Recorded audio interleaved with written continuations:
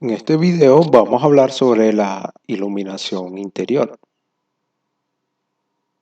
Vamos a hablar sobre los niveles de iluminación establecidos por normas internacionales, o mejor dicho, normas con estándares internacionales, y vamos a hablar sobre el procedimiento general a seguir para la realización de un proyecto de iluminación interior. Y después de esto he añadido al final un pequeño proyecto de una iluminación de una sala de conferencia, una pequeña sala de conferencias que también es utilizada como un salón de clase.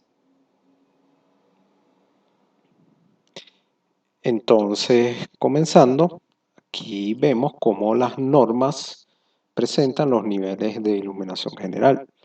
Entonces nos presentan el tipo de iluminancia, nos presentan la iluminancia en lux para estos niveles A, B y C y el tipo de área o el tipo de actividad. Entonces tenemos para áreas públicas, tenemos para orientación para visitas cortas periódicas, tenemos áreas de trabajo donde las tareas visuales se realizan solo ocasionalmente y así sucesivamente. Tenemos realización de tareas visuales con objetos de tamaño muy pequeño o contraste muy bajo. Entonces aquí vemos que aquí necesitamos una mayor cantidad de lux. Tenemos realización de tareas visuales que requieren exactitud por periodos prolongados. Por ejemplo, en un hospital o en una oficina de trabajo, etc. Entonces, vemos cómo cambian los niveles de iluminación y son clasificados como A, B y C. Y aquí en estas, en el caso 1, 4 y 7, tenemos una sugerencia, o mejor dicho, una indicación del tipo de luminancia. En este caso, nos dicen que es general en todo el área. Local en el área de la tarea, en el local en el área de la tarea, y en este tenemos una combinación de general y localizada sobre la tarea. Aquí tenemos una tabla de interiores destinados a uso comercial, institucional o reuniones públicas. Entonces tenemos alimentos, servicio de comedor, caja, iluminación para limpieza, iluminación durante la comida, cocina, y tenemos estos niveles de lux. Arsenales, bancos, área pública, barberías y salones de belleza, bibliotecas, activas, inactivas, reparación y encuadernación, clasificación, tarjeteros, cubículos de estudio, y tenemos esta sugerencia o este indicativo de iluminancia. Cálculo de interiores, el método de las cavidades zonales. Entonces, aquí tenemos el área que deseamos iluminar, donde H es la altura del local. HM es la altura de la luminaria sobre el plano de trabajo. Entonces, ¿qué quiere decir el plano de trabajo? Supongamos que esto es una oficina. Aquí tenemos el escritorio que está a esta altura. Y se supone que queremos centrar nuestra iluminación sobre la mesa de trabajo o en el escritorio. Entonces la altura del suelo hasta acá, la diferencia de donde está del suelo y donde está la mesa de trabajo, y esta distancia de aquí a donde está la lámpara es lo que se denomina como HM o altura de la luminaria sobre el plano de trabajo. HPT es la altura del plano de trabajo. Aquí es la altura de la mesa respecto al suelo. A es el ancho del local y L es el largo del local. Lo sugerente es que todo esto se tome en metros. K1 es la cavidad local, K2 es la cavidad cielo raso, la distancia entre el techo y aquí tenemos la lámpara. K1, cavidad local, y cavidad K3, cavidad piso. Tenemos esta fórmula donde EM es el nivel medio de iluminación sobre el plano de trabajo. Se debe introducir los datos en lux. FT es el flujo luminoso total instalado en el local, el luminance. CU es el coeficiente de utilización de la instalación. FM es el factor de mantenimiento o depreciación de la instalación. S es la superficie total del local en metros cuadrados y N es el número de luminaria. Tenemos también el método de lumen para determinar el nivel de iluminación o cantidad de luminarias para un nivel deseado. Tenemos una fórmula para interiores, una para exteriores y otra para proyectores. Entonces aquí tenemos algo parecido a lo visto hace unos segundos. Tenemos una cavidad de techo llamada HCT, tenemos una cavidad de piso, una diferencia entre el plano del luminario y el plano de trabajo llamado HCC. Y aquí tenemos definido cada uno de estos. Aquí en las fórmulas de interiores, exteriores y proyectores tenemos que LM hace referencia a los lúmenos, LUM a luminarios, CU coeficiente de utilización, FM factor de mantenimiento o factor de pérdidas de luz. Ambientes limpios igual a un factor de mantenimiento altos. Ambiente sucio, un factor de mantenimiento bajo. Determinación del coeficiente de utilización. Tenemos el método del índice cuarto y el método de cavidad zonal. Aquí tenemos IC es igual a área, HCCC, largo más ancho. Áreas regulares tenemos RCR, 5 por HCC, largo más ancho entre el área. El método de las cavidades zonales tenemos el índice local K, donde HM es la altura del montaje de la luminaria sobre el plano de trabajo. A es el ancho del local y EI es el largo del local. O mejor dicho, L minúscula. Reflectancia de la superficie. Tenemos una reflectancia del 15% cuando tenemos una superficie con textura. Y tenemos una reflectancia en una superficie de un solo color hasta de un 50%. Esto se debe tomar en cuenta a la hora de iluminar interiores. Poder reflectante de algunas texturas. Revoque claro está entre un 35 y 55%. Revoque oscuro está entre un 20 y un 30%. Ladrillo claro está entre un 30 y 40%. Ladrillo oscuro está entre un 15 y 25%. Madera clara está entre un 30 y 50%. Madera oscura está entre un 10 y 25%. Poder reflectantes de algunas texturas de un mismo color. Vemos que de un mismo color, si tenemos una habitación pintada de blanco, vamos a tener un poder reflectante de un 70 y 75%. Amarillo claro, 50 y 70%. Verde claro, 45 y 70%. Gris claro, 45 y 70%. Gris oscuro, 10 y 20%.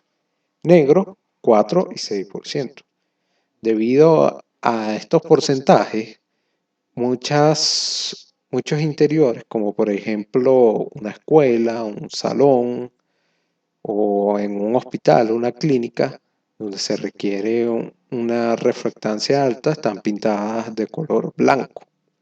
Es muy importante, esto, como ya lo dije, es muy importante, esta variable de reflectancia y el color en el cual están pintadas las paredes de acuerdo al uso que se le va a dar a la instalación a iluminar. Una tabla de reflexiones aproximada. Entonces tenemos unas superficies de pintura, tonos muy claros, claro, mediano y oscuro. Entonces aquí tenemos, como lo dije hace unos momentos, que el color más que refleja una mayor reflexión es el blanco y el que refleja una menor reflexión es negro. Muchos sabemos que cuando vamos a algún sitio que requiere mucha luz, no lo vemos pintado de negro. Hasta ahora yo no he ido a ningún sitio público donde todas las paredes estén pintadas de negro. Dos superficies de madera: maple, nogal, caoba y pino. El maple vemos que es la más recomendada si queremos un mayor índice de reflexión. Acabados metálicos: el blanco polarizado, esmalte horneado, aluminio pulido, aluminio mate, aluminio claro, aluminio claro.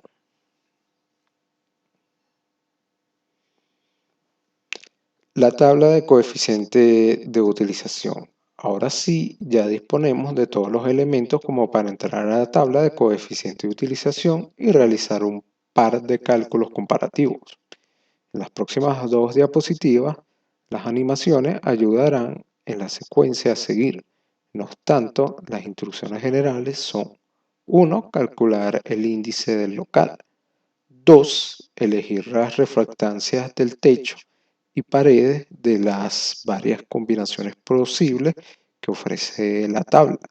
3. Localizar la columna. En la columna de reflexiones elegida, el coeficiente de utilización correspondiente al índice calculado precedente.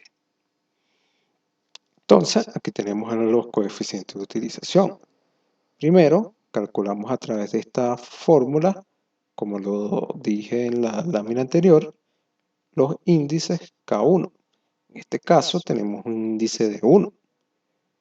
Seleccionamos la reflectancia de la cavidad en el techo. En este caso sería recomendable un blanco, ya que se elige un 70% y un 50% de reflectancia en las paredes. Ahora bien, buscamos el índice del local, o mejor dicho, el coeficiente de utilización. Si observamos, este valor está en el número 1. Aquí lo vemos.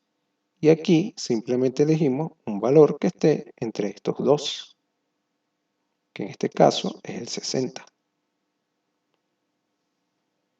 O, perdón, 0.60.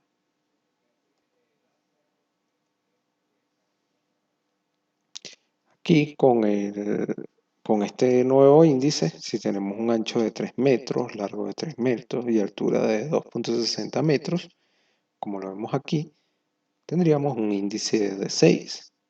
Por lo tanto, buscaríamos en este valor. Entonces tenemos este índice de 0.31. Ahora, para que quede un poco más claro, voy a dar un ejemplo de un proyecto de iluminación interior. Un proyecto que consiste en la iluminación de un salón de clases o de conferencias. De forma preliminar se anotaron los valores de las condiciones ambientales, dimensiones del salón e iluminancia natural. Seguidamente se identificó el tipo de luminaria instalada para conocer sus características. Con los datos obtenidos, se realizaron los cálculos necesarios para determinar si la iluminancia del salón es correcta al compararla con los valores de la norma COENIN 2249 y se obtuvieron las curvas ISOLUX en un programa correspondiente.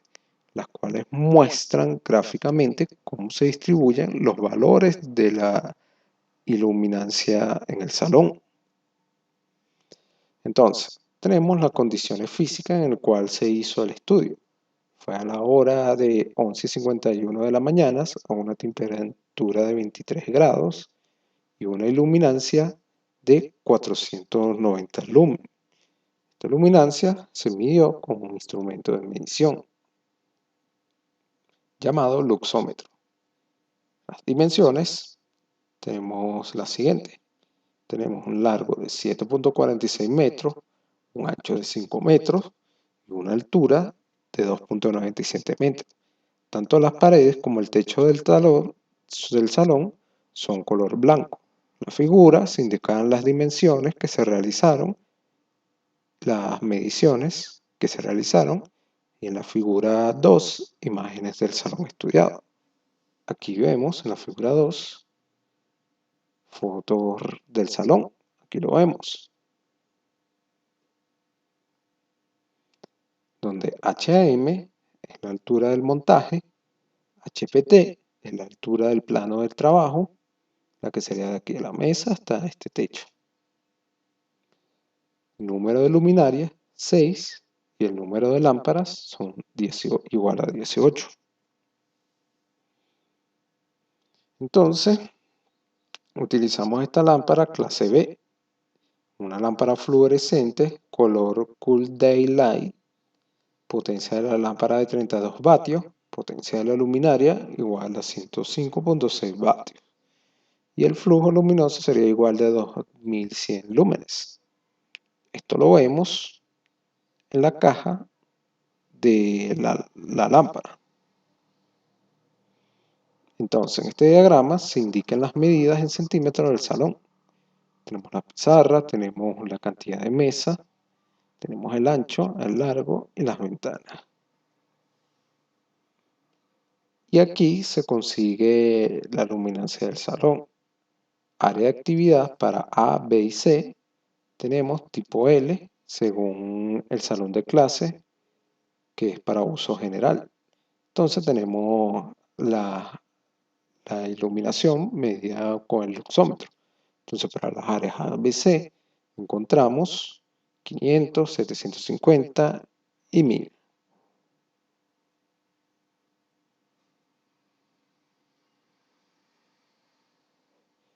Y tenemos los valores para 7 puntos diferentes. Entonces, en 7 puntos diferentes del salón se encontraron estos valores de luminancia.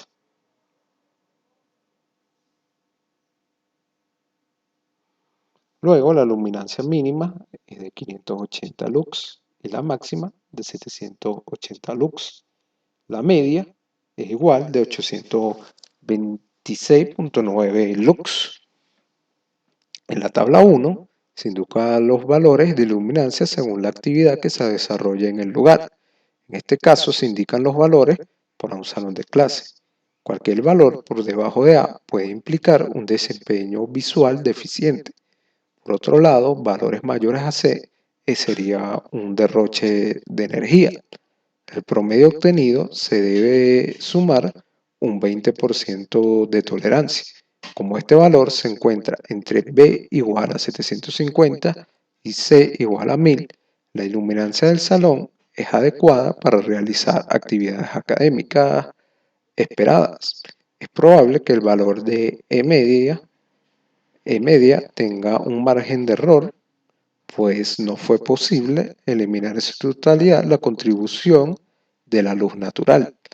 Para solventar dicho inconveniente, se sugiere colocar láminas de cartón cuando se haga este cálculo que bloqueen por completo las ventanas, o bien realizar el estudio en horas de la noche cuando la contribución natural es mínima.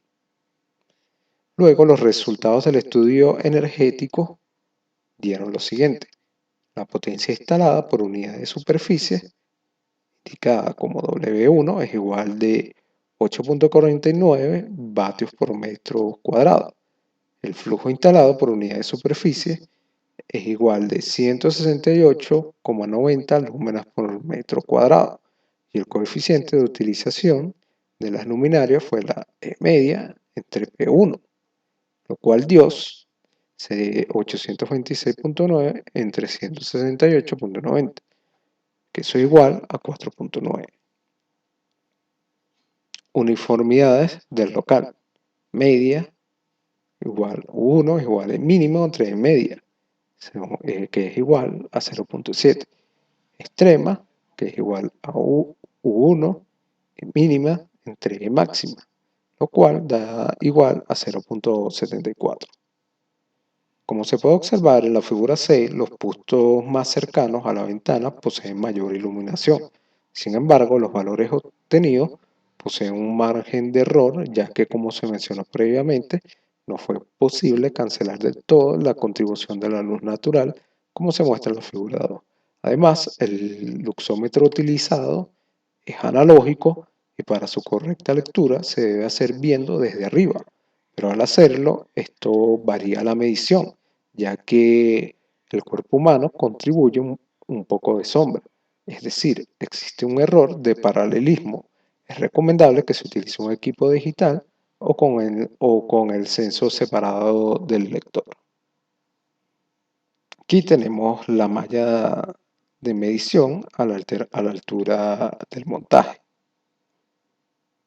En la figura 6 se observan las curvas de niveles que representan las curvas de luz y los valores de iluminancia del salón. Los puntos donde hay mayor contribución es donde se solapa el radio de las luminarias. La información de las curvas mejoraría considerablemente de haber considerado más puntos. Por ejemplo, una fila extra en el medio del salón. Aquí observamos las curvas Isolux. Con este ejemplo finalizo este video. Sin más nada que agregar, me despido y los invito a continuar en el próximo video.